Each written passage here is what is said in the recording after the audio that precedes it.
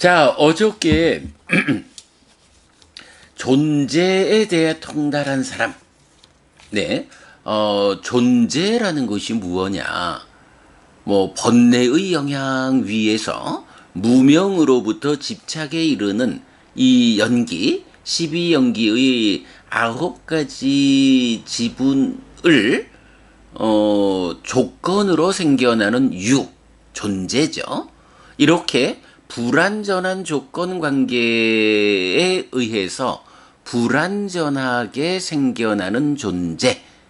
그래서 이 불완전한 존재성, 존재의 불완전성 때문에 그에게 생로사수비고운의 일체의 괴로움이 생긴다. 요렇게 불완전한 존재에 대한 바른 암, 이런 조건 관계에 의해서, 그러니까 불완전한 조건 관계 때문에 불완전하게 생겨난 존재, 그에게 이런 괴로움이 있다. 네, 이렇게 보는 것이 연기, 12연기고, 우리가 존재를 중심에 둔 12연기, 이렇게 표현하는 거죠. 바로 그렇게 존재에 대해 통달한 사람, 이런 사람이 이어지는 수행의 과정을 통해 가지고 끝에 닿고 떨지 않고 가래가 없고 때가 없는 사람이 되면 이것이 마지막 몸인 사람 해서 깨달아 아라한이 되었다. 이제 이 아라한의 남아있는 삶을 살다가 몸이 무너지면 다시 몸으로 가지 않는다. 그래서 아라한에게는 이 몸이 마지막 몸이다. 요런 부분까지 같이 보았죠. 예. 존재의 화살들을 끊었다라는 데까지요. 오늘은 352번 개송입니다.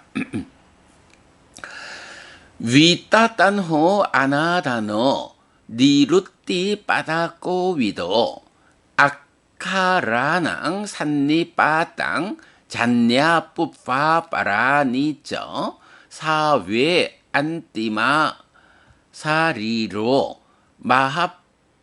마하빤녀 마하브리소띠 우짜띠. 가래가 없고 집착이 없는 사람, 어원과 단어에 숙련된 사람, 음절의 결합과 선후를 안다면 참으로 그는 마지막 몸을 가진 자, 큰 지혜를 가진 자, 위대한 사람이라고 불린다. 자, 여기서 보면 그 앞에 개송에서 이것이 마지막 몸인 사람 이렇게 했으니까 이제 여기서 참으로 그는 이런 사람이라고 불린다라고 하면서 마지막 몸을 가진 자, 큰 지혜를 가진 자, 위대한 사람. 안띠마 사리로, 그러니까 사리로가 이제 몸이거든요. 사리라. 안띠마 하면 끝, 마지막 번째 이런 얘기죠. 그러니까 마지막 몸을 가진 자. 마하빤녀, 그러니까 피가 하나죠. 마하빤녀, 큰 지혜를 가진 자. 마하프리소, 위대한 사람. 자, 여기서 우리가 주목해야 할 게 하나 있어요. 이제 마지막 몸을 가진 사람이니까 아라한이잖아요. 그러면 우리는 뭐 보통 알기를 아라한 이러면 번뇌 다한 분, 번뇌 다한 자예요. 그래서 이제 번뇌가 다 했으니까 무명과 가래가 완전히 부서졌고, 무명과 가래가 해소되었으니까 몸이 무너진 뒤 몸으로 가지 않는, 뭐 이렇게 이제 아라한에 대해서 잘 알고 있는데 352번 개송에서 참 좀 독특하게 우리가 주목해야 하는 거. 우선은 가래가 없고 집착이 없는 사람은 뭐 당연하죠. 번뇌 위에서 진행되는 삶의 과정 12연기가 당연히 번뇌가 없는 아라한이니까 이제 번뇌가 부서졌어요. 그러니까 무명이 생겨나지 않고 그 위에서 가래가 생겨나지 않죠. 가래를 조건으로 집착이 있는데 가래가 없으니까 집착이 없죠. 존재의 불완전성이 해소되었죠. 이런 아라한이야. 요건 뭐 당연해요. 아라한이니까 가래가 없고 집착이 없다. 그런데 그 중간 줄에 보면 어원, 어원과 단어에 숙련된 사람, 음절의 결합과 선후를 안다면 이랬어요. 어원과 단어, 요거 뭐죠? 말이에요. 말. 어원과 단어. 우리가 쓰는 말이 단어들로 구성되어 있잖아요. 이 단어들이 어떤 어원에, 그러니까 뭐 루트 이러죠. 어떤 어원을 가지고 이러이러하게 변화된 단어인가? 그래서 어원과 단어에 숙련된 사람이라면 인간들의 표현 방식, 말하는 거, 언어, 이 언어에 대해서 어원과 단어가 숙련되었기 때문에 어디서 어떤 말을 하더라도 의미를 정확하게 전달할 수 있다. 요 말이 되죠. 그리고 음절의 결합과 선후를 한다면 이렇게 이제 어원들을 가지고 또 하나의 발음단이 음절이 뭐 여러 개의 음절이 결합하고 어떤 의미를 어떻게 배치해서 발음할 거냐에 따라서 단어의 의미가 달라지잖아요. 그래서 어원과 단어에 숙련된 사람, 음절의 결합과 선후를 아는 사람, 요 사람이 누구냐 하니 마지막 몸을 가진 자 아라한이다. 이렇게 말하는 거예요. 불린 문장? 언어를 세우지 않는다? 뭐 이런 이야기도 우리가 많이 들으면서 살죠. 부처님 또 깨달은 자는 언어로서 말하는 게 아니고 마음으로서 그 의미를 전달하는 뭐 이런 주장을 하는 사람들 좀 다시 봐야 되죠. 부처님 말씀은요.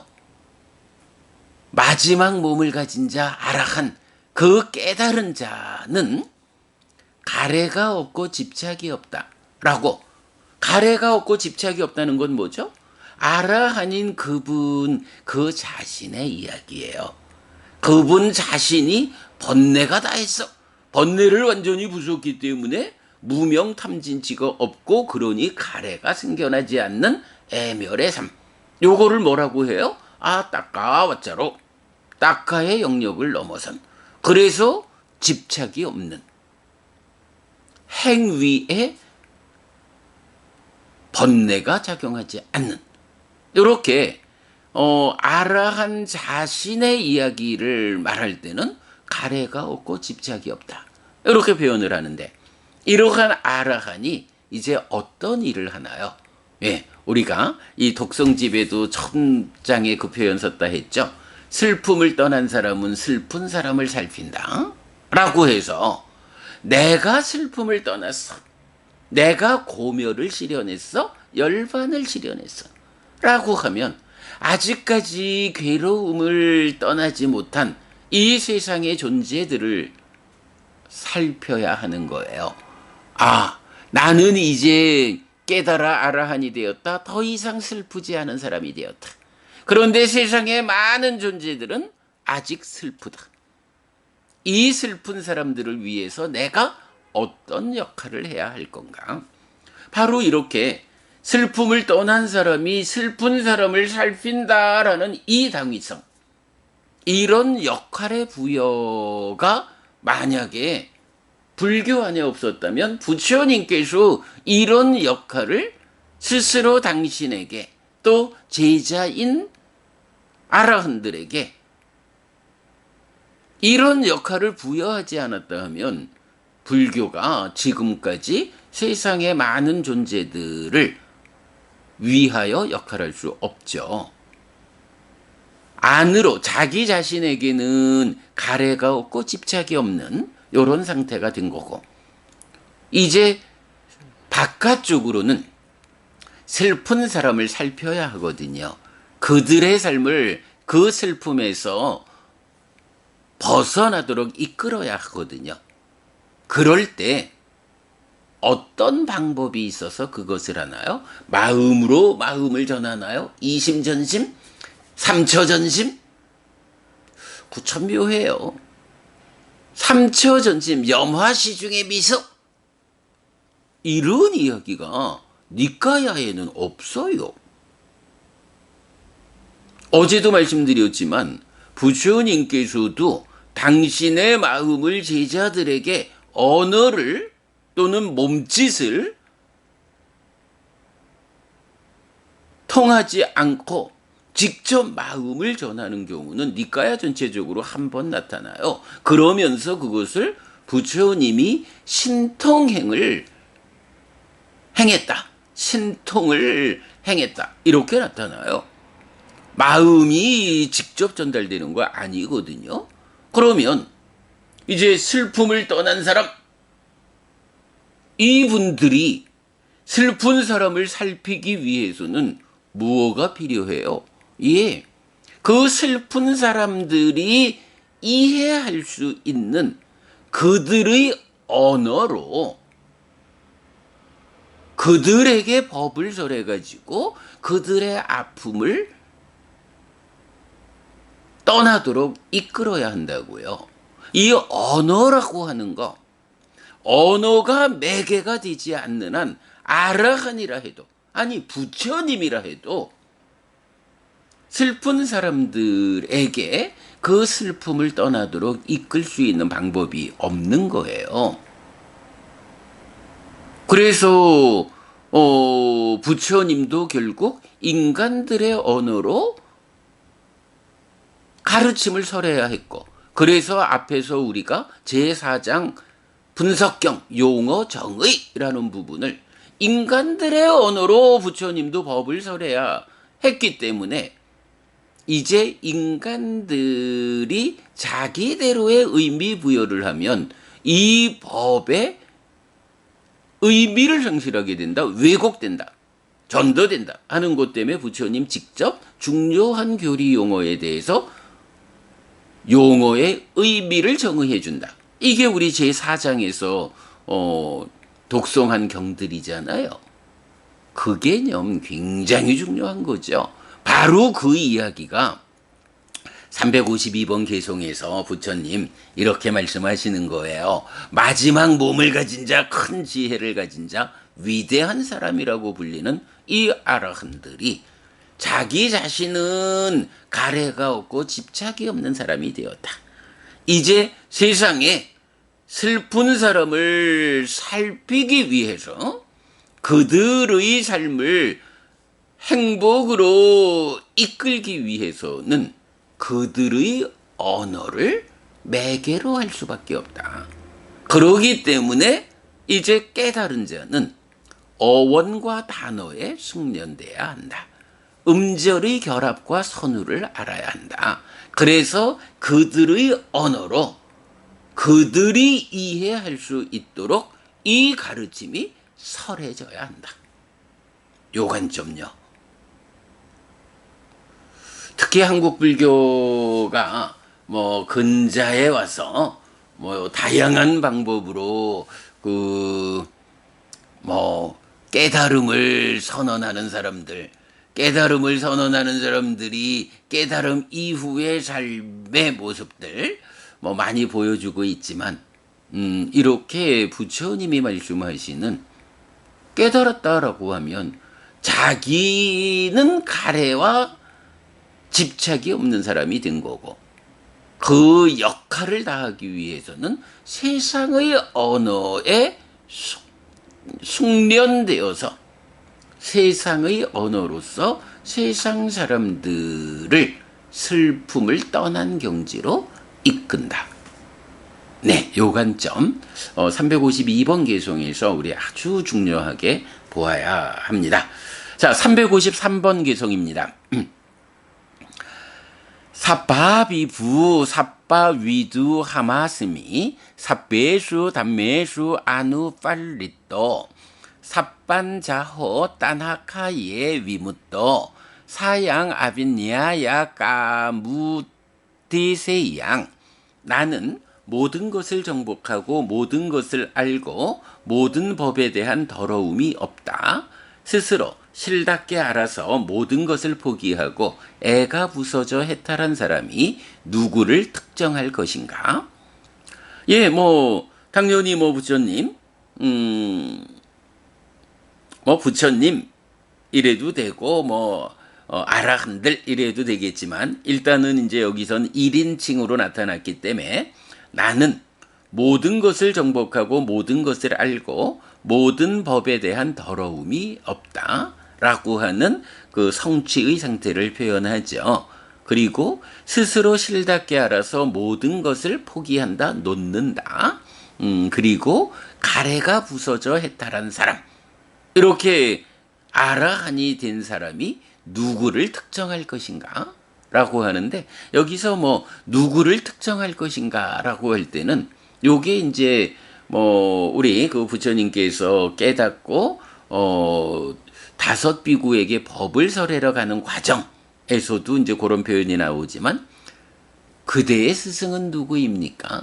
그대는 누구에 의지해서 깨달았습니까? 공부합니까? 이런 질문할 때도 누구를 스승이라고 특정할 수 있겠는가? 나는 모든 것을 정복한 아라한이다. 이제 이런 측면.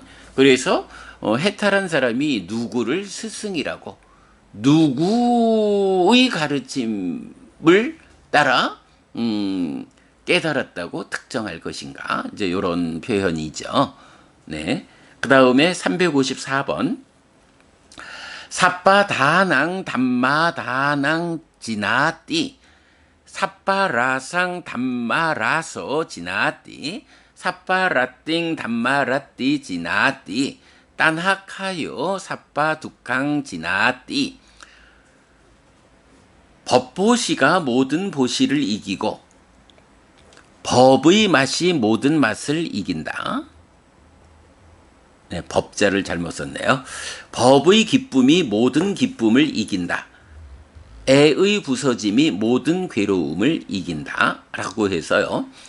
보시 가운데는 뭐 보시가 이제 제시, 법시, 무외시 이러지만 여기서 이건 좀 잘 봐야 하는 게 무외시는 우리가 싸움경에서도 그 5개가 무외시 이렇게 이제 나오는 걸 보지만 무외시는 조금 다른 측면으로 빼놓는 것 같아요. 그래서 제시와 법시 이 두 가지 중에 우리 이제 안구따라니까야 둘의 모음에서도 보면 제시와 법시 두 가지를 말하면서 그 중에 법시가 으뜸이다 이렇게 나오죠. 우리 심경에서 보았군요. 예, 심경. 그래서 보시 가운데는 법보시가 으뜸이다 하는 것을 법보시가 모든 보시를 이긴다 이렇게 표현했고요. 그 다음에 맛이라고 할 때 법의 맛이 으뜸이다. 법의 맛이 모든 맛을 이긴다 라고 했고요. 또한 기쁨 가운데서도 법의 기쁨이 모든 기쁨을 이긴다 라고 했어요. 그리고 괴로움이라는 것이 그 근본에 뭐가 있나요? 예, 고진멸도 사성제 중에 괴로움의 원인이 되는 것이 고집성제인데 가래라고 정의가 되잖아요.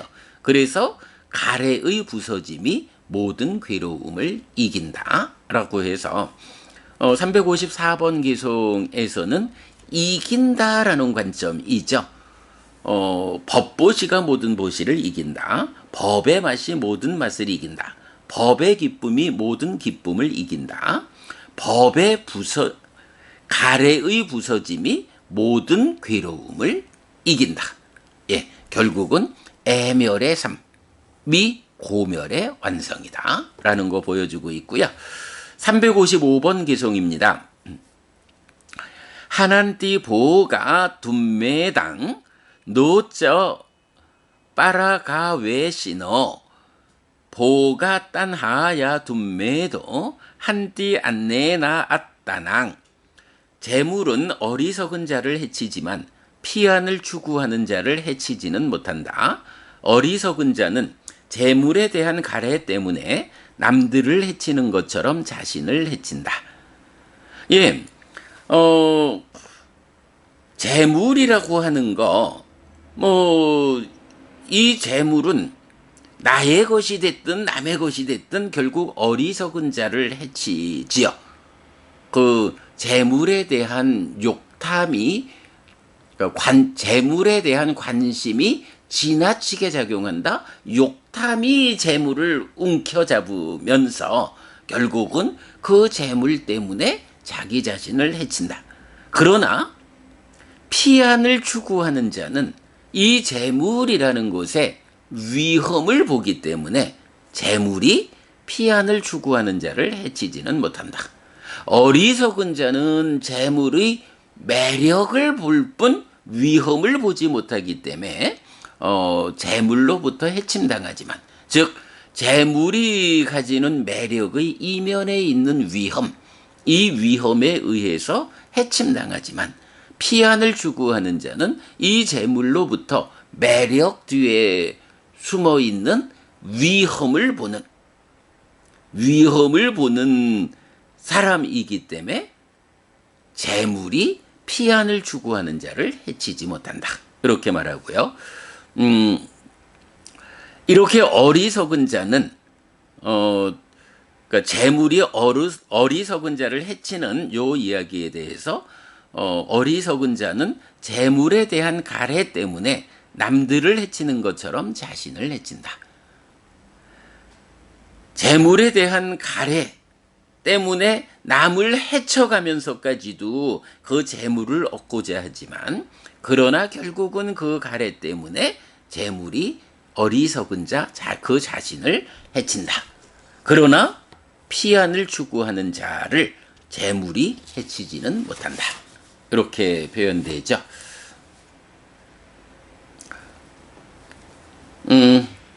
이어서 몇 개의 개성들이 그 동일한 관점을 쭉 설명해주고 있어요. 그냥 후다닥 오늘 좀 맞춰볼까 합니다. 356번 개성입니다. 띠나 도사니 캣다니 라가 도사 아양빠자 따스마히 위따라 개수 딘낭호 띠 마하팔랑. 잡초의 결점들이 있는 밭들이 있듯이 탐의 결점으로부터 이 사람이 있다. 그러므로 참으로 탐으로부터 벗어난 자들에 대한 보시는 큰 결실이 있다. 밭에는 잡초라는 것이 뭐 밭의 입장에서는 결점이에요. 뭐 어떤 작물을 재배하더라도 거기에 잡초가 있다라는 것은 결점이죠. 이 밭을 농부가 잘 관리해 주지 못하면 어떤 작물을 재배를 위한 밭에 잡초들이 있어서 그게 결점이 되죠. 마찬가지로 이 사람이라고 하는 밭이 잘 관리되지 못하면 거기에 탐이라고 하는 결점이 있다. 이렇게 말하는 거죠. 요게 뭔가요? 밭이라는 말을 하면서 밭이 이제 밭전자 전이잖아요. 여기에 밭에 잡초라는 결점이 있으면 어떤 목적을 가지고 재배하기 위한 그 하나의 그 작물이 잡초라는 결점 때문에 많은 수확을 거두지 못한다고요.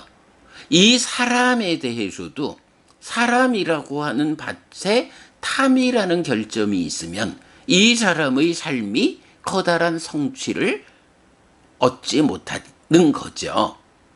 그러기 때문에 이제 참으로 탐으로부터 벗어난 자들에 대한 보시는 큰 결실이 있다. 이렇게 표현을 하거든요. 탐으로부터 벗어났다라는 건 뭔가요? 이 사람에게 사람이라는 밭에 탐이라고 하는 결점, 이 사람의 삶이 어떤 성과를, 어떤 성취를 얻어야 되는데 탐이 있다. 탐이라는 것이 결점으로 작용해서 뭐 잡초라는 결점이 밭의 작물들의 수확을 회방하듯이 탐이라는 결점이 이 사람의 삶의 성취를 회방하는 것. 그래서 이런 회방하는 것인 탐으로부터 벗어난 자들에게 보시를 하면 그 보시는 참으로 큰 결실이 있다라고 하는데, 예, 요거 여러분 우리 복전이라고 하는 말, 예, 보시의 정정, 이렇게 설명되는 거죠. 그래서 뭐 우리가 상가에 대한 회의를 할 때,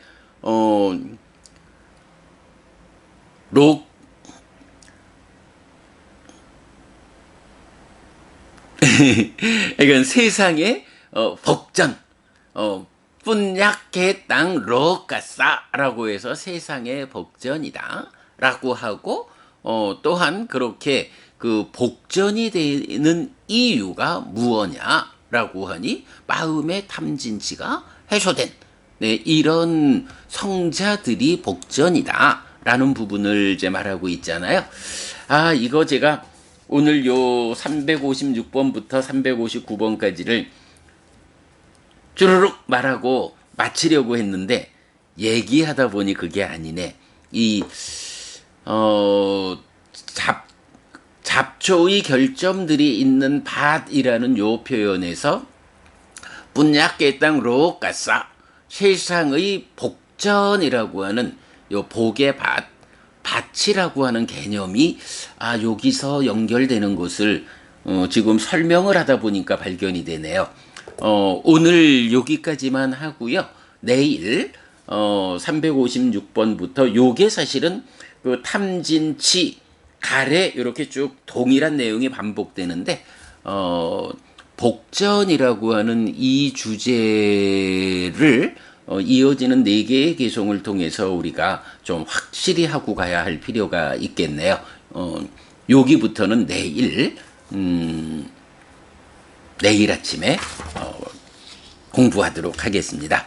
자, 오늘은 그럼 이렇게 352번부터 355번까지 개송을 통해서 뭐 가장 주목한 거, 그 아라한 마지막 몸을 가진 자가 인간들의 언어로 슬픈 사람들을 살펴야 한다라는 그 역할 때문에 인간의 언어에 대해서 숙련해야 하는, 어원과 단어에 숙련된다. 음절의 결합과 선우를 알아야 한다. 요 부분 본 거 가장 중요하다라고 보아야겠습니다.